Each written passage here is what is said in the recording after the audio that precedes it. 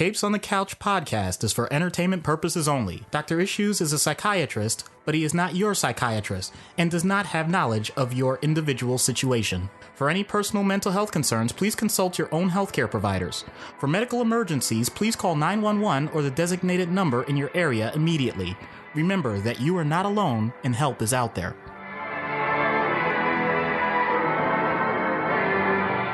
Hello and welcome to Capes on the Couch, where comics get counseling. I'm Anthony Sitko. And I'm Dr. Issues. This is issue number 49. We are covering Zebediah Killgrave, the Purple Man, as requested by our patron Ruby. Before we get started, I want to remind everybody that you can find us on a variety of platforms, and our newest platform is Podcoin. If you check out podcoin.com, you can find out all about the app that pays you to listen to podcasts, which if you're hearing this right now, you're already doing, so why not do some good with it? You earn pod coins, which you can then transfer to gift cards for yourself, or you can donate them to charity. And right now, Capes on the Couch is a bonus podcast on Podcoin, which means you earn 1.5 times the usual amount of pod coins just for listening. And if you're not signed up for Podcoin already, when you sign up, if you insert the bonus promo code CAPES, you'll earn some additional free pod coins. So check it out. It's a fun and new way to learn about podcasts, get some new fresh podcasts. And also, as I said, you can earn yourself maybe a little extra scuttle or put it towards helping out a number of excellent charities. So want to just preface our episode with saying that, and reminder that next week's episode is our mailbag. It's our 50th episode. So Yay! we're going to be I do that every time. This is the first time though where I caught him off guard. It's just the way you said the yay. I know. Man, that's good. Sorry. You threw me I know, off. I know I did. You completely threw me off. So our next episode is our mailbag, and we are going to be opening it up to questions from you. So if you have a question about a character that we have or haven't covered, please feel free to send us an email at capesonthecouch@gmail.com, or you can find us on Twitter, Instagram, and Facebook, Instagram, and Twitter at Capes on the Couch. So please get those questions in before our 50th episode. It's 50 episodes, like Jesus. That's a lot, man. Yeah. That's a lot. And if you think about it, I mean, we literally have a master list of characters to pull from. There are still some really, really big names of folks that we have not gotten into. Yep. So we have really scratched the surface, and thankfully our patrons have come up with some fantastic solutions and suggestions for characters that we should do, like this one, Zebediah Killgrave, the Purple Man. So let's get right into it. Zebediah Killgrave was created by the great late Stan Lee and Joe Orlando in Daredevil number 4 from October of 1964. A former doctor who was then operating as a spy. He was in an accident with a chemical that turned his skin purple and gave his body the ability to exude pheromones that allowed him to control people nearby with his voice. With the chemicals again? Apparently it was a nerve gas. Yeah, everybody gets hit with a chemical accident, and apparently this one was like the Joker in that it impacted him and turned his skin a different color. Just happened to be purple, not white or green. Once again, I hope people don't need this warning, but life doesn't work this way. If you get exposed to chemicals and you don't know what they do, please go to the emergency room or urgent care center. I beg of you. Yeah. Call the poison control hotline, call a medical professional, get treated. You're not going to get superpowers. Side note, a friend of mine was undergoing treatment for thyroid, and she had to take some radioactive iodine. And I told her, if you start turning green when you get pissed off, or if you start shooting webs, your ass better call me immediately. I'm just throwing it out there. She said nothing has happened yet, so we'll see. But in any case, so Killgrave, the Purple Man, was initially a recurring villain of Daredevil. And later on, we find out that he seduced and impregnated a woman who gave birth to a daughter, Kara. And she initially was known as Purple Girl or Purple Woman. And then she became known as Persuasion. And she was affiliated with Alpha Flight. So she has a lot of his powers. And then he became involved with Jessica Jones, which I'm sure is where the vast majority of our audience knows him from, as the Netflix show, which is currently in, or just released season 3. I've watched the first episode and a half. I have a baby, so it's kind of difficult to watch things in the binge format that we used to watch them to, because now we get things, if we can get an hour where we can watch television uninterrupted, that's cause for celebration. But in any case, so he became involved with Jessica Jones and he tortured her for months and he sent her off to kill Daredevil. And this traumatizes her so much that she leaves the superhero business and becomes a private investigator. You can find out more about that with our Jessica Jones episode in our archives. Yes, I think that was episode number 6, maybe. Yeah, it was early on. It was a very, very early epised. And for our patrons, we just released the uncensored version of that skit because that one had been sitting in the archives for a while. That was well before we had a Patreon. And I said, well, season 3 just came out. Let's throw the patrons a little nugget there. So Purple Man later manipulates the Thunderbolts and worked with Baron Zemo to control all of New York City because Purple Man's influence and sphere of control really just exhibits if you can hear him. That's right. About it. But he worked with Baron Zemo to create some devices that would drastically expand his powers and let him control more than just whoever was in his immediate vicinity. So during the Fear Itself storyline, he breaks out of the raft, but not before attacking the Puppet Master. And then it was later revealed that he impregnated several women who all gave birth to purple children, all of whom have their father's power, but only if they work together. So Daredevil ended up saving the children from their father, so they decide the best way to repay him is to collectively erase the world's memory of Matt Murdock as Daredevil because... Wait. Matt Murdock is Daredevil? When were you going to tell me about this? Sorry. So Killgrave had been building a machine to allow him to expand his powers, and the children decide that because Matt, who had been outed as Daredevil at this point, was so instrumental in freeing them from their father's control that they said, I know what we can do. Because again, these are kids between, I would say, maybe 7 and 12. Right. There's 5 of them. And to their credit, it's a wonderful thing to say, we're going to do a great thing. We're going to make sure that nobody knows that Matt Murdock is Daredevil. Except the problem is that Matt was in a relationship with a woman who was totally cool with everything. And it really just kind of messed things up for him.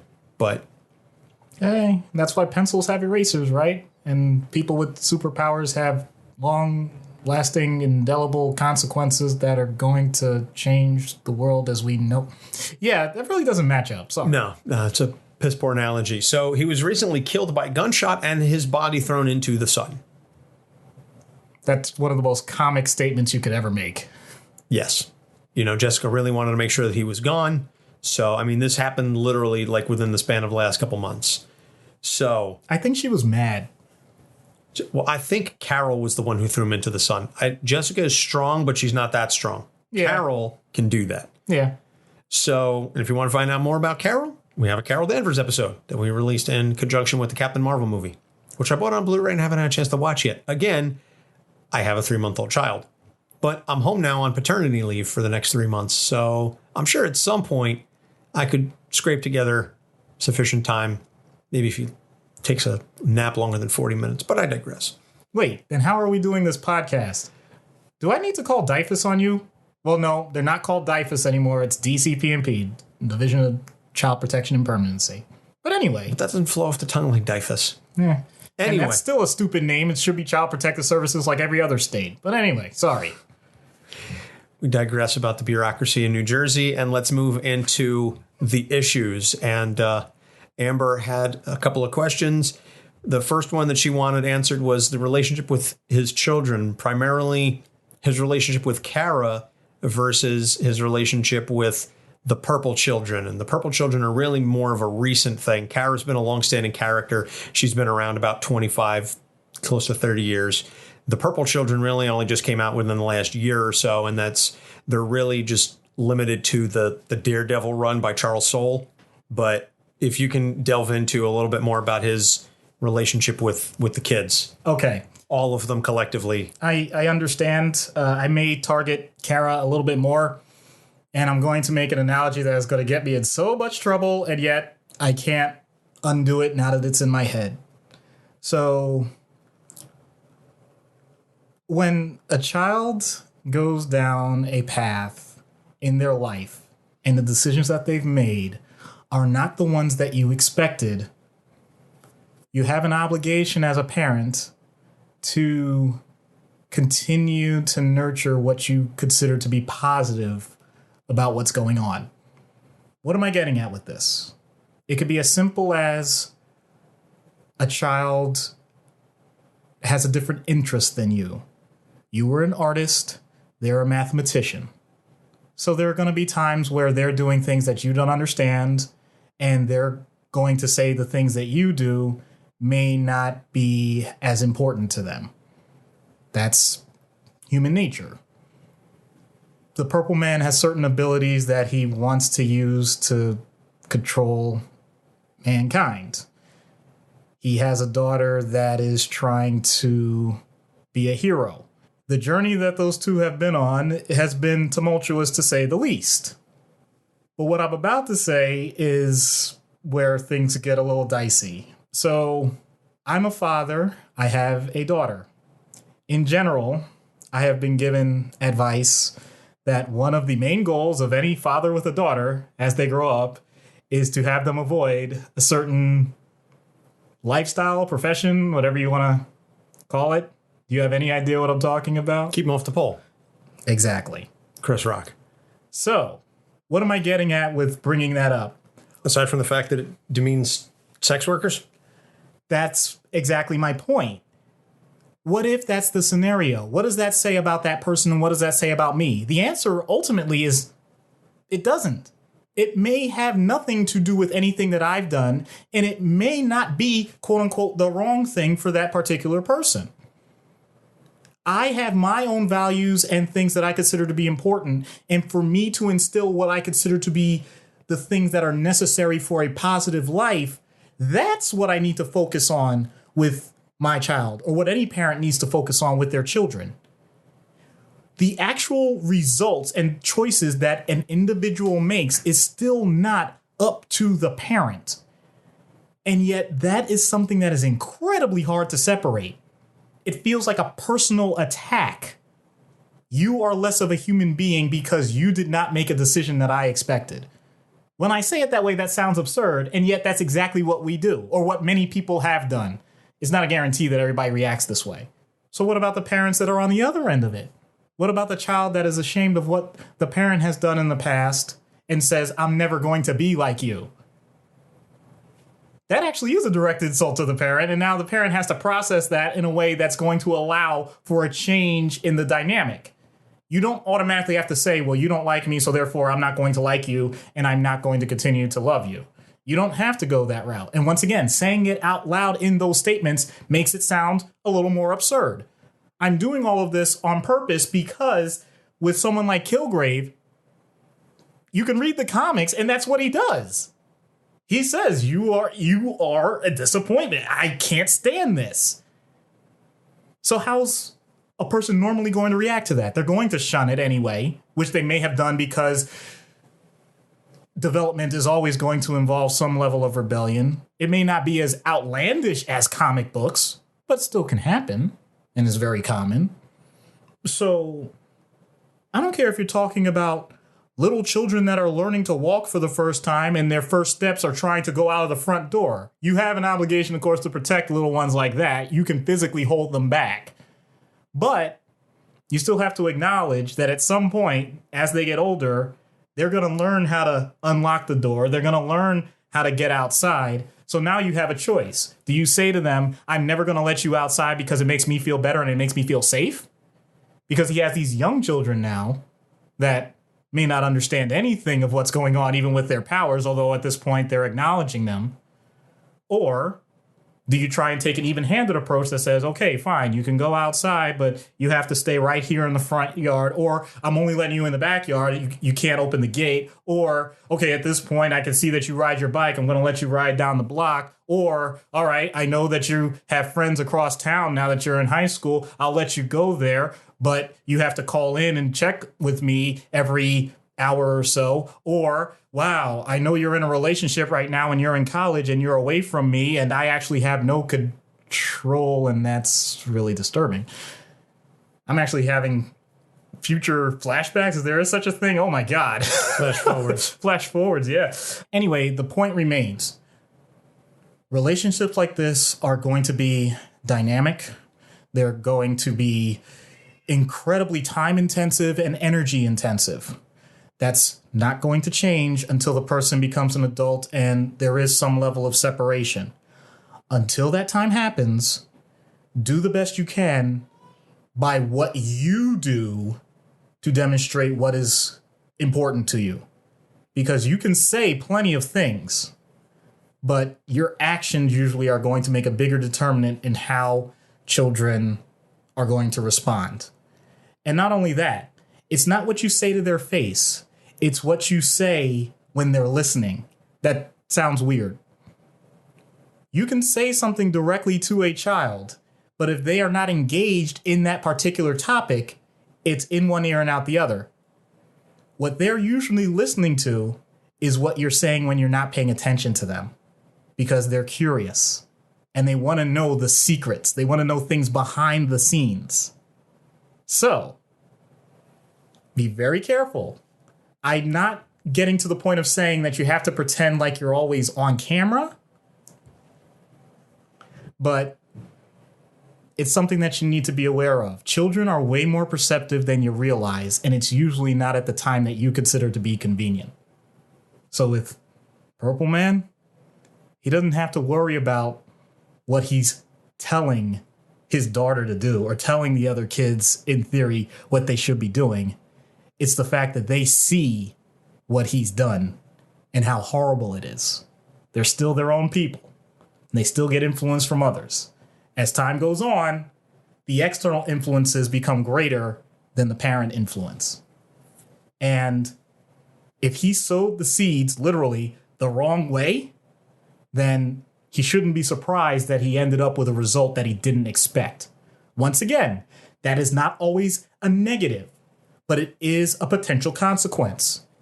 And how he decides to handle that when people are of adult age, that's up to him. So far, well, in comics, it really didn't go well, but for each of us, we're going to end up on some level of this spectrum where our parents can end up being our best friends or our worst enemies. I can't guarantee that it's going to be one way or the other, but I'm saying your best odds are with some of the tips that have been mentioned so far. Yeah. Again, I've referenced our friends Anna and Bonnie over at Freudian Sips podcast, and they just did a whole series on Erik Erikson and the various psychosocial stages of development, and the episode that they had about childhood and basically the, I guess, there's two stages, basically like 6 through teenagers, very much ties in with that, and the whole notion of children realizing that their peers start to out-influence what their parents do. But you still have to, as you said, sow the seeds in the beginning, and children will watch what you do more than listen to what you say. And so you have to be consistent and you have to be vigilant. It is not easy. No one ever said parenting was easy. And I thankfully am not at that point yet. My son is 3 months old, so we still say and do pretty much whatever it is around him because he can't really pick up on things. I'm not saying that we're leading this lascivious lifestyle in front of the child. My point is just that, we are focused primarily on him and not less so with how we're presenting our relationship, my wife and I, to him. But the time is going to come very, very soon when that's going to really start to become a focus, and just making sure that we have to remain consistent. And it's going to require a ton of mental bandwidth, and it's going to be exhausting, and it's going to be harrowing. My sister has a 3.5-year-old and a 1.5-year-old, and it is difficult to have to be mindful of that all the time, to require that sort of cognizance and self-awareness all the time. But the end result is so worth it that, to my sister's credit, she and my brother-in-law feel that it's worth the difficulty and going through all of that. So, but that's more of just like a side tangent. The next question Ruby has is more of just a straightforward compare and contrast with the TV version. And I know this isn't something that we do often, but Ruby wants it, Ruby gets it. Right. So let's compare and contrast I'll let you lead on this because I'm really interested in this because I'll be honest, I haven't had as much of a chance. I'm very familiar with the TV version more than the comic version. So I'm interested in your take on this. I mean, I did my research on the comics. Okay. And it was difficult because the Marvel Unlimited app really doesn't list Purple Man as a character in that many issues. So my knowledge of him is more tangential and through the zeitgeist, but I would say at least from a general overall character perspective, and this again goes to more of the history of the character. Okay. The characterization is really not all that incredibly dissimilar. If you really want to compare and contrast, I think you would need to read Alias and then watch Jessica Jones and read the Bendis Gaydos comic that the television show was ultimately based on. Okay. And I have read a good amount of that because that is, I don't think it's available on Marvel Unlimited because of the fact that it's basically a max print and it's for adults only. And so Marvel Unlimited is not really keen.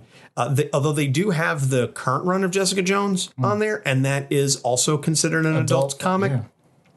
But I wasn't able to, at least I had some difficulty finding. Maybe they changed it since the last time I checked. But I did read Alias a while ago, and that one, I would say for season 1, because again, contrasting Jessica Jones and Alias, the first season is largely based around that. I would say it gets into a lot of the same ideas. I would say that the television show Killgrave, for one thing, he has a much more different backstory because he's in the show. He's Kevin Thompson, and he's experimented on by his parents, and so I think that carries a lot of it. And I would say that in the comics, he's much less charismatic. I was gonna say basically the way I would. You may have to bleep this out, but the best way I can say, he's a smooth mofo. Okay. I don't have to censor that. You didn't actually swear. Well, I ended up censoring myself at the last moment. Yeah, but I think a lot of that comes to the way that David Tennant plays the character, and he did such an incredible job with it. But again, back to the compare and contrast, I would say that the TV Killgrave is a lot more smooth, and the TV Killgrave has the moments of fleeting flirtation with heroism and goodness that the comics really don't get into. Okay. And there's the episode where Jessica thinks that she can finally convince Killgrave to start doing some good. Right. And he actually... I know exactly which one you're talking about. He does, in fact, help a couple people. Right. And he gets enamored with the idea of being good. But to Killgrave, and again, this is this is a TV show, he's only interested in being good or doing good insofar as it curries him favor with Jessica. Right. That is ultimately all you like he cares that, huh? You really like that. All right, cool. So you like it when I do this? Okay. Yeah. I could do this then. I could be this here. I could be this hero guy. I can do this. Right. Whereas the comics isn't really that concerned with it. He's more of the utilitarian. He's more interested in Jessica. He's fascinated by her. That is very similar. But he's much more interested in just getting Jessica to do for him, because in the comics, much like in the TV show, but particularly in the comics, it's all what can you do for me right now? And then as soon as I no longer need you, I'm done with you. I'm not sure if it's the mediums themselves versus a direct difference with what I'm about to say, but in the show, I can tell that Killgrave likes what he does, as opposed to in the comics, Killgrave is acceptable of the results of what's happening. There is a significant difference in emotion, in my opinion, from what I see versus the little. I'll be honest, the little I read. I didn't read that much of the comics, so I'll admit if I'm wrong about that, then please correct me. But like I said, I'm not sure that was intentional. Sometimes there are just things that come across in a live medium that can't be done in ink and color, on paper. So I don't know if you have that observation or if that's just me. I don't think you're wrong. And I do think, again, a lot of it is due to the nature of the medium that you can express those emotions clearly. And this is not to say that all television is more emotional than comics and that comics are flat and lifeless. Certainly, a lot of that is dependent upon the artist as well as the writer being able to craft that story. And we've seen we had an interview with Jeremy Whitley a couple of weeks ago that The Unstoppable Wasp has some incredibly heart-tugging moments in it, and you are able to get that emotion. My point is that those kind of emotional connections aren't all the time or aren't as prevalent as they are in a live action medium like film or television.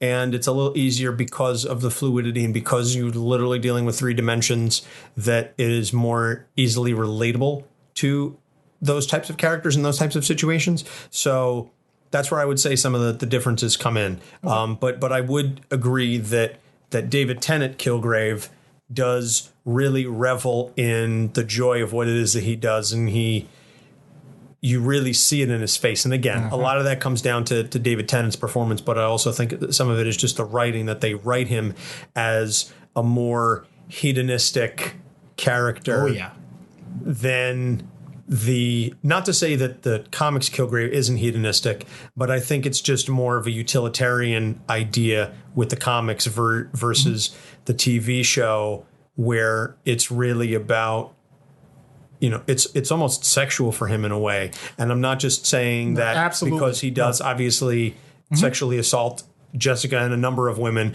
but it's that carnal pleasure that he derives from the control of being able to do and say whatever it is that he wants to have the control over people. You've been that character. You haven't been Killgrave, but you've been that guy. You've been that guy that gets off on the pain he inflicts. Yes, I have. I am your dentist. Yes, for those of you that don't get it, I was Orange Scrivello DDS in a high school production of Little Shop of Horrors, which is one of my favorite roles that I've ever played. Which is exactly what came to mind when I first thought of Killgrave, thinking of this question. I could see that because I have seen it. That's the way it's portrayed in front of me, as opposed to often in comics or any written medium, even with pictures. You are free to make certain interpretations even when it's written down for you. So for whatever reason, in my own mind, and I'm not trying to portray this for everyone, in my own mind, he comes across much more flat in the comics than he does as a TV character. That's all I was getting at.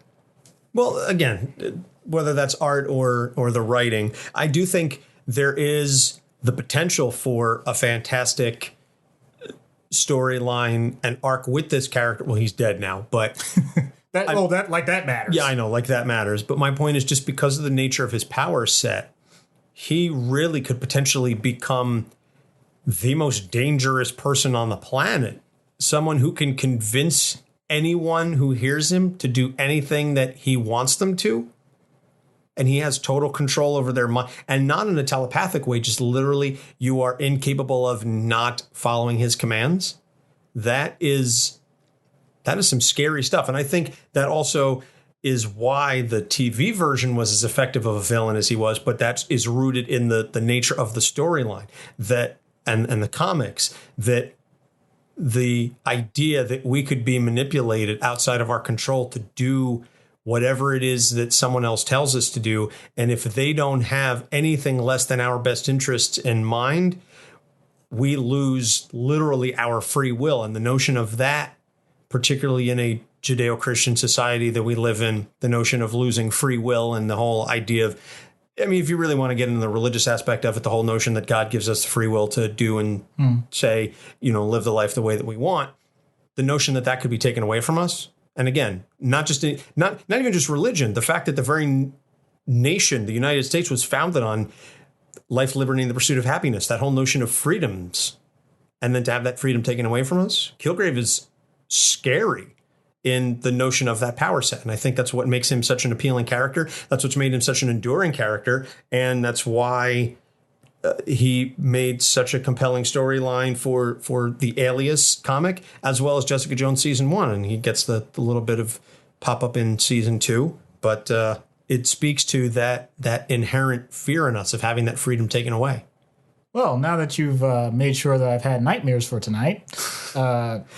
moving on to question number 3, which is, do you think Killgrave could ever be capable of a normal interaction with people? We're going to touch on this in the skit, but I think I could still tie this to what we can understand in real life. What does that mean when we say normal interaction? Because there's the implicit statement that when one person talks to another person, that there's going to be a give and take. One person is always talking, the other person is always listening, and at some point it will switch off back and forth based on the stimulus that they receive. But is that really true? We're not in that type of bubble. There's always something influencing, for example, what I say to you and what you say to me. In this case, you are my friend. We already have established that I have a reason to care about what you say and vice versa. Therefore, it will continue to build upon itself unless there's something so outlandish and wrong that we would have to dissociate from one another for whatever reason. But also positions of power, which is way more relevant to Killgrave, and influence. That's what we do every single day. You don't talk to your boss the same way that you talk to your coworker. You don't talk to your spouse the same way that you talk to the clerk at the store when you're buying a sandwich. So Killgrave, unfortunately, has something that he would have to be cognizant of every waking moment, that anything he says is going to yield a direct result by the other person. I can't imagine that type of responsibility all the time. Just something as simple as, like, wow, I really wish I could get that from that tree. And the next thing you know, the person next to you is climbing up the tree like, oh, no, I didn't mean it like that. Just the unintended consequences are just as powerful. So I'm not saying that he has to have the exact same conversations that you or I would have, but I do think he could be in an environment where the things that he is saying are not just purely his will. We've seen plenty of characters that have the ability to manipulate others through telepathy, or through brute physical intimidation. After all, if I have a gun to your head and tell you to do something, there's a decent chance that you'll do it even if you don't want to. I don't need a power for that. So would we say that's an abnormal interaction? It's normal for the circumstance, but similarly, when's the last time you told your boss off? Please tell me you never told your boss off. Please tell me you never told your boss off. I mean, in life, in all my years of working, Oh, I've boy. been employed in some capacity for over 20 years. Have I ever? I did have that one interesting story about the large computer retailer whose name I won't mention, but whose name rhymes with Womp Flew S-Way. But you didn't tell your boss off. You did something that got your boss angry at you. There's a difference there. Yeah, but it was the way that I did it. I basically told them off. But I digress. No, it's not. You think you digress. What I'm getting at is any interaction is a normal interaction as long as it was one that you initiated and you expected a certain range of responses that you consider to be acceptable. So Killgrave saying hello to someone and someone saying hello back, that's fine. That's a normal interaction. He may have wanted someone to say hello to him back, but that still was likely to happen regardless of whether or not he wanted it in the first place. This is getting meta, I admit it. But that type of question yields that type of response. Because the range of responses and interactions with people in general include emotions that we don't have on a regular basis. If I'm angry because of something that happened to me 3 or 4 hours ago, and someone says, "How's your day going?" We've all been there. What's your typical response? I'll tell you mine. You don't want to know. Or, Why am I doing that? Have I lost my mind? Have I actually developed a psychotic episode where I cannot say words? Of course not. But the point is, I had a stimulus long before any of the events leading to the current interaction happened, and it's influencing what's going on in the moment. And hopefully that person takes that cue and recognizes, wow, that must have been a bad event, or that person is having a bad day, and therefore I'm going to respond differently than if that person was having an average day or a great day. So that's a normal interaction, even if it was an abnormal circumstance. Killgrave literally lives in nothing but abnormal circumstances. So, in a strange, very confined definition, he can have quote-unquote normal interactions, but I don't know what to define as the normal circumstance where it'll happen. Sorry.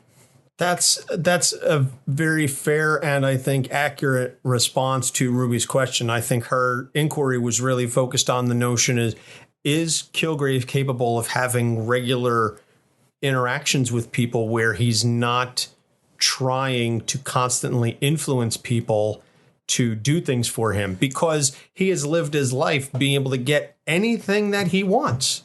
He can convince anyone to do anything for him, whether it benefits him or not, simply by the whim of whatever fleeting thought is crossing through his brain at that particular moment.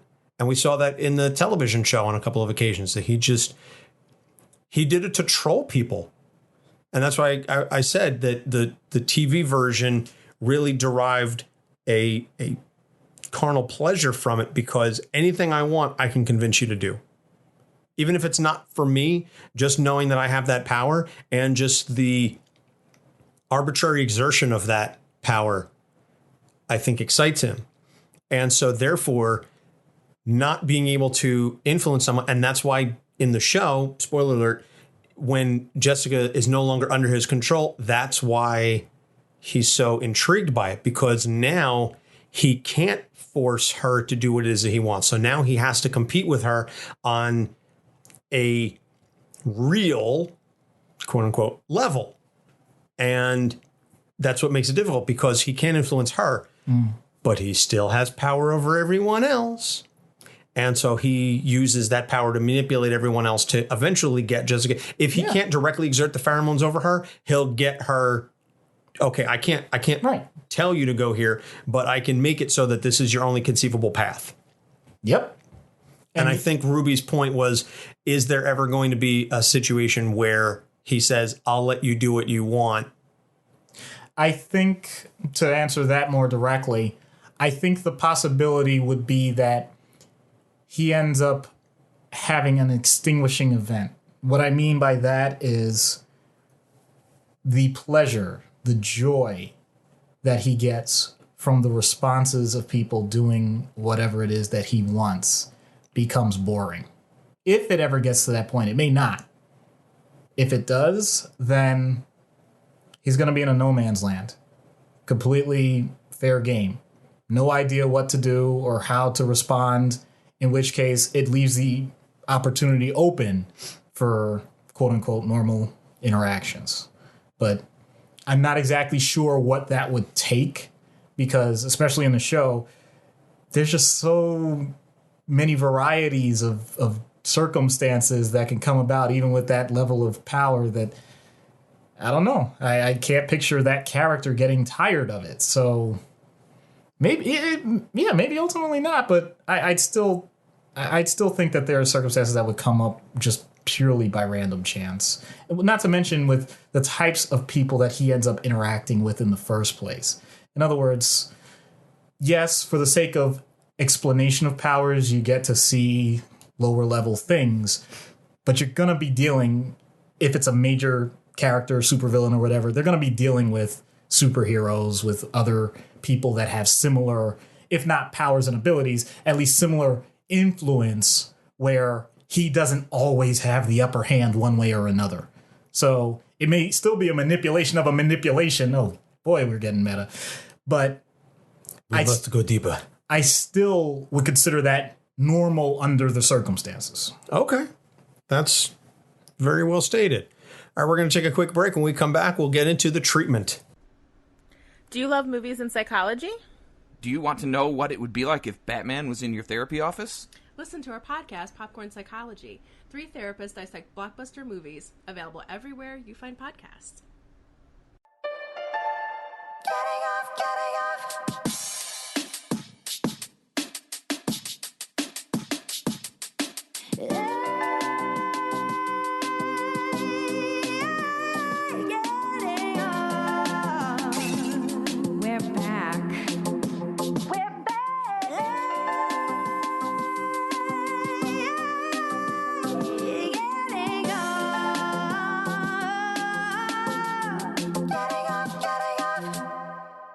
Are you going to be in Chicago July 13th for the True Crime Podcast Festival, but feel like one day just isn't quite enough?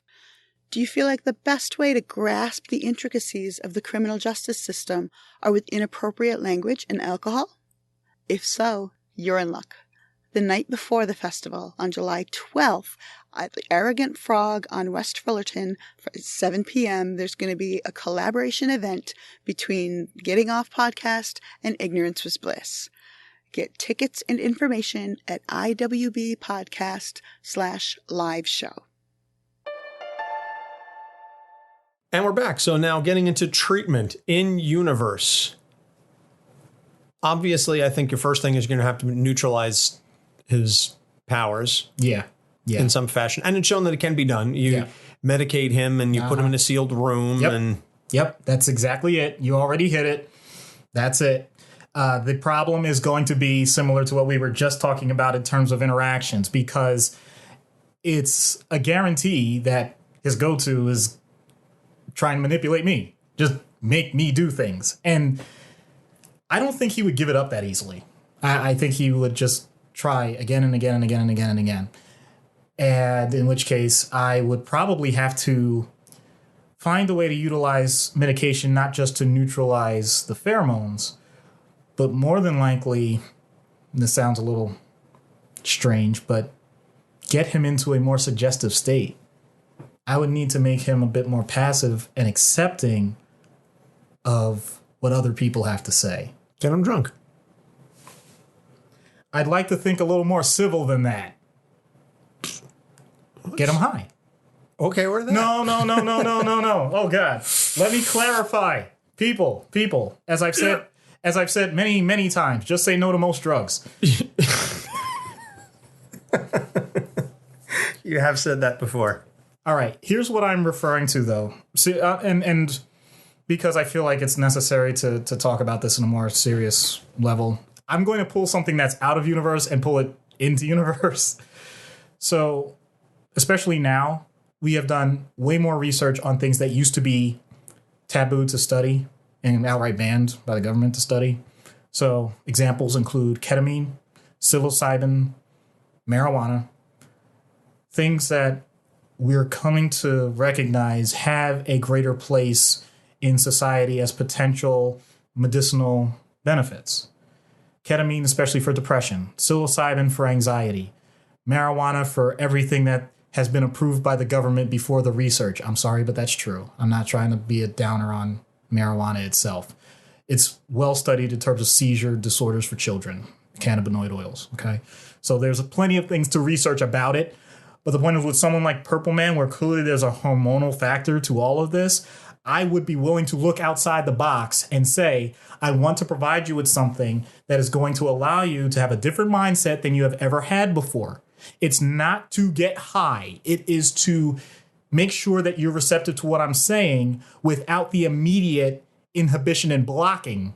Because when you have always been in control of everything, the idea that someone is temporarily taking that from you can be terrifying. I just want to open up your mind, man. Just let it be free. Just open up your third eye. You just got to let go. Well, I was going to say, I don't know. I mean, yes, it can be terrifying. It can also be liberating. Well, clearly the whole point of this is to look at the positives. And this is not something, although I'm saying it's new from the medical field standpoint, being used at regimented doses. Native Americans have been doing vision quests for centuries. Ayahuasca is another one in the Central and South American regions that's been around for the longest time. And they recognized even then that they shouldn't be using this by themselves and should have a well-established, usually elderly only because of the years of experience necessary, a shaman to guide them through what they were doing or what they were experiencing while they were under the influence. So... Don't get high alone. Okay. What I'm getting at with all of this is the world is adapting, the world is changing. Someone like Killgrave already has this at their disposal. It's his own body doing it. I just want to flip that around. That's all I'm saying. And I would hope that in that process, one, I would make sure I'm not trying to abuse that myself in terms of the power struggle. I'm not trying to make him atone for all of the things that he's done. I'm simply trying to help him understand that there may be a different way that he could either use his powers for a benefit or even temper his use of powers so that, as it's already been discussed ad nauseum, he could have more quote unquote normal interactions with people. So, okay, that's where I'd go. So now how much of that out of universe then? Because, and again, we say this every once in a while, we deal with a character whose power set really renders a real world analog to be difficult to say. I don't know. I got it though. Okay. Because I'm that kind of guy. That's why you're damn good. I deal with this every day because I have to deal with patients on a regular basis in a crisis setting that are putting their best foot forward. You would never know what just happened a few hours ago. You would never know about themselves, about their families, about the things that they destroyed, about whatever substances they used, about how they interacted with the police, about the things that they said about meeting with me because they've met me before, the threats, all of it. You would never know it. You would think that I was their best friend by the way they carry themselves during an evaluation with me. So my point is, pardon the language, to see through the bullshit. It's my job on a regular basis to match up what I'm seeing in front of me versus what I know as background information and putting two and two together to make sure I get a clear picture of what's happening. So I'm willing to acknowledge that when people are trying to manipulate a situation for their favor, usually to leave the emergency room or to get out of the hospital, that is a typical expected human response. But at the same time, that doesn't make it the safe response. That doesn't make it the healthy response. What I will acknowledge to that person is, I understand what you're saying and how frustrating this whole thing must be, and I'm glad that you're willing to demonstrate for a short period of time that you're able to have a civil conversation with me. But I cannot ignore X, Y, and Z, and therefore, with the information we have, I'm sorry that this is not going the way you planned, but I have to make a decision for you to go into the hospital. And then magically that veil seems to melt within, I'd say, 0.3 seconds. So, no one has Killgrave powers using pheromones to try and control what I'm going to do. But people will use the devil out of charm, out of grace, out of flattery, out of just simply saying, nothing's happened here. Everything's been totally fine. Ask your staff. I haven't done a single thing. And yet, even in those instances, when I ask the staff, they point out, oh, you're right. They haven't done a single thing to us. They sure as heck slammed the phone pretty hard after they got off the phone making threats to their family member. So it's fascinating to see all of this happen in real life. Nothing to see here. It's fascinating. It's something that I don't take pleasure in. I don't want people to suffer, and I don't want people to have to feel like they put on a facade. But I do admit that I enjoy the detective work of finding out what's behind the veil. And that's my goal out of universe. I want to make sure that if a person is doing things just to control a situation where they think they have everyone wrapped around their finger, I have to let them know that, one, that's a false premise, and two, if that's really the way that you're going to approach everything, it's going to be a hard road. It's going to be very difficult. It's probably going to be a lot longer than they anticipate, meaning They think it works in the short term, and they may even get out of the hospital because they did it with enough people that everyone agrees, okay, this person doesn't meet criteria to be hospitalized. But I'll ask that question when they come back a week later. It seemed like everything was going so well. What happened? Because, as I've said, I may have said this in the second or third episode, history may not repeat itself, but it sure does rhyme. So, my main goal is to make sure that if people want a better future for themselves, that we keep the rhyming to a minimum. I don't want them to be a good hip-hop artist. You don't want to deal with a crazy freestyler. Okay. I don't remember when you said that, but I know I've heard it before. Mm-hmm. So, well, you managed to escape Luthor last week. Let's see what happens when we get the Purple Man on Dr. Issues' couch. Hello, Mr. Killgrave. I'm Dr. Issues. Kill yourself. I'm afraid your suggestions won't work. You've been medicated and placed in a sealed room so your pheromones have no effect. Ram your face into the glass repeatedly. I don't know what it's going to take to convince you that you have no control over me. Jump out the window. Are we done? Fine issues, the doctor. Do enlighten me on how you plan to fix me. I'm not trying to fix anyone unless you think you're broken, and I don't think you believe that for a moment. How are your children? Those ingrates don't know what they've been given. They should be thanking me for giving them such amazing power, and instead they fritter away playing at being a hero. I have such goals for them. If only they'd work with me. Even for a utilitarian, that's a long way to go. People are tools, Doctor, if you'll pardon the pun. Everything in this life is a tool to be used for a purpose and then discarded when it's no longer useful. An individual is no different than a screwdriver. You want to talk utilitarian? Let's go all the way. So you have no connection to your tools? Oh, I can appreciate usefulness. A Swiss Army knife is far more desirable than a single-use utensil. But you wouldn't keep a broken can opener just because it looked nice, would you? When was the last time you spoke to Kara? She was supposed to be my greatest creation. I could have made her into something amazing, something even greater than I. Such a thing were possible. Instead, she runs around with Canadians trying to undo my legacy. It's pathetic and frankly insulting. And your other children, the 5? They're young, they're children. They'll come around once they grow and mature and understand what they're capable of. I blame that damn noxious Daredevil. If I ever find out who he is, I'll make him pay. Sounds like you want to fix your broken tools. Why not just find new ones? Do you have any idea how many women I've had to select to breed to get those children? You can't just walk up to any random female on the street to pass along a gift like this. No, the selection process is everything. You know what people think you struggle picking a mate. Imagine what I have to go through. And the children are tools, yes, but they're also investments. You don't just throw away an investment if you don't have to. Sunken cost fallacy. No, please, that's hardly applicable here. Let's talk about Jessica. Slit your wrists. I told you that won't work. Worth a shot. You seem awfully reticent to discuss her. She confounds me. I finally find someone worthy of my attention and power. I finally find an equal, and she betrays me. You have no idea what that feels like. I've been heartbroken before. Come on, our situations are not even remotely comparable. You're just a regular person. I'm me. Well, clearly modesty comes as part of a power set. I've actually noticed that same haughty flair with Jessica herself. She wasn't too keen on my style either. Oh, so you've had the pleasure as well. Then you're in one piece. She must have liked you to let you walk away intact. I certainly won't divulge details, but not everything left intact. Do I have to have the same level of concern with you, even in a protected environment? Well, that depends. Are you going to let me out of here? Nope.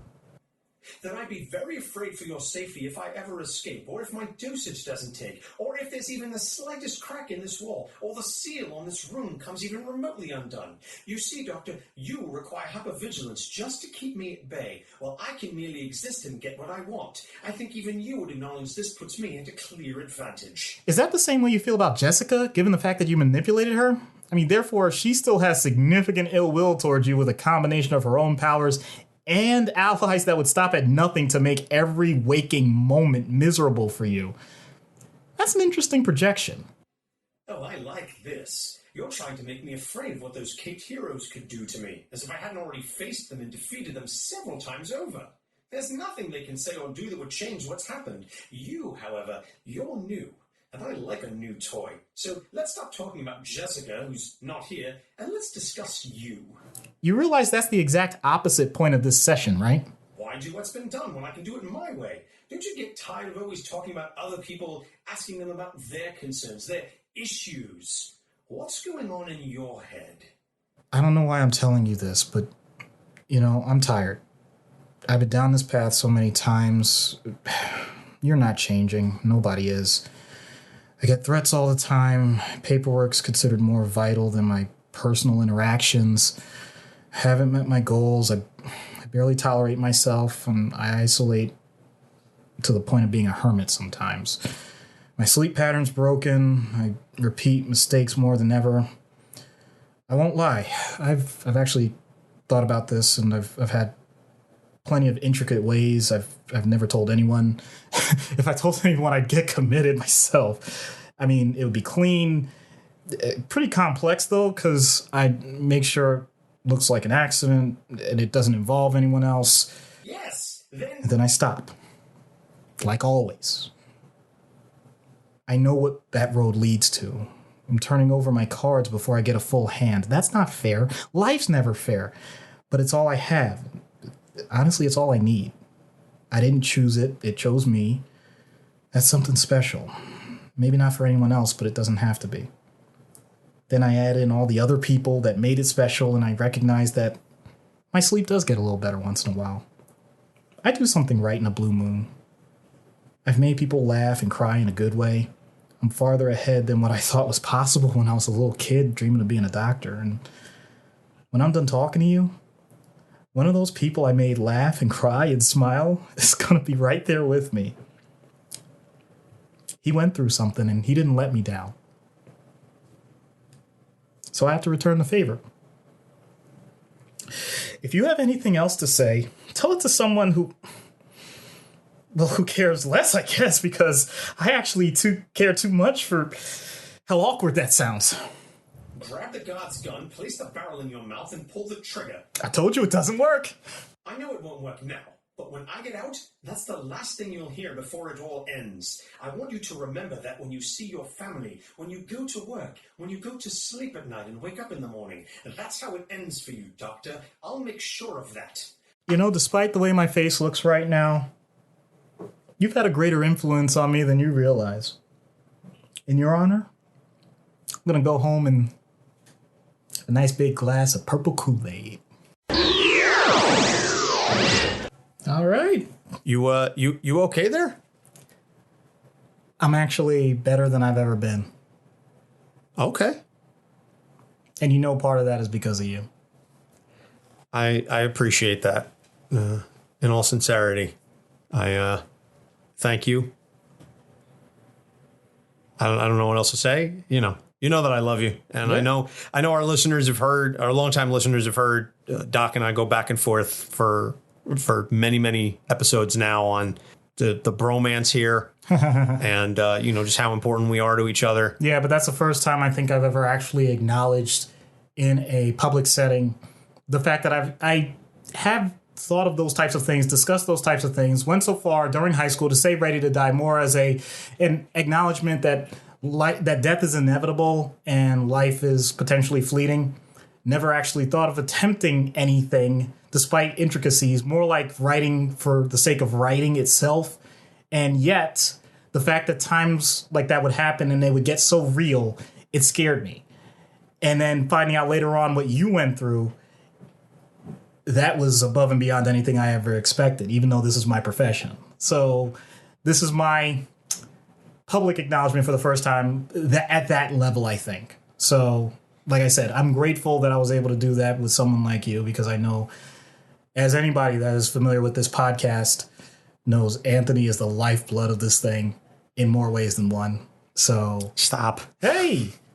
I appreciate it. Listen, this is a public good. I do this. I feel that we do this in service of something greater than ourselves. And this just happens to be the medium in which we do it. And I think, if nothing else, as part of doing this podcast, that I have learned about so many more people and other podcasters that have similar aspirations or similar mindsets, whether it's Popcorn Psych, Freudian Sips, Pop Psych 101, all the various psychology and psychiatry podcasts and all the mental health advocates that we've encountered over the last year plus on this journey, I think is really a testament to how important it is and how far we still have to go. You're absolutely right. So this went a little heavier than I thought it was initially going to be, but as we always say, we don't write everything out, we don't plan everything out, and we just let the show organically go where it does, and we're grateful to be along for the ride. So next episode, our 50th, speaking of how long we've been doing this, 50 episodes. That's a lot. That is a massive milestone. And so we are going to be celebrating that with a mailbag. It's not going to be focused on any particular character, arc, storyline, etc. It's going to be open to you, the listeners, to ask questions. Do you have a question about a character that we've covered that you felt we didn't address a particular thing enough? Is there a character that we haven't covered yet that you want to know about, or you just have a quick aside? Is there something about Doc or myself that you want to ask us about who we are, what we do outside of the podcast, etc.? You want to go personal, you want to go professional, whatever. We're open for anything. So get us those questions, whether it's through our Facebook page, our Instagram, our Twitter. Everything is at Capes on the Couch. You want to send us an email, it's capesonthecouch@gmail.com. You can subscribe to our Patreon. Thank you to everybody who's been watching us. We recorded the last 2 episodes while we were live streaming. So thank you to everybody who watched this. If you want to check out more of that and more of our exclusive content, you can go to patreon.com/capesonthecouch for that. You can find us on Podcoin. Now we are still, I believe, as of the release of this episode, we still should be finishing up our run as a bonus podcast where you can get additional Podcoins. And if you sign up for Podcoin, please insert the bonus keyword capes, and you will get some free additional Podcoins that you can then use towards transferring for a gift card or to donate to charity. And I think that's about it on that end. Doc, anything you want to add before we close out? I'd just like to say thank you to everyone who's willing to indulge in 2 guys talking about comic books and mental health. Absolutely. That's all we do, and that's all we are. So thank you very much for Doc Issues. I'm Anthony Sitko. Thank you so much for listening. We will see you next time. Capes on the Couch podcast is for entertainment purposes only. Dr. Issues is a psychiatrist, but he is not your psychiatrist and does not have knowledge of your individual situation. For any personal mental health concerns, please consult your own healthcare providers. For medical emergencies, please call 911 or the designated number in your area immediately. Remember that you are not alone and help is out there.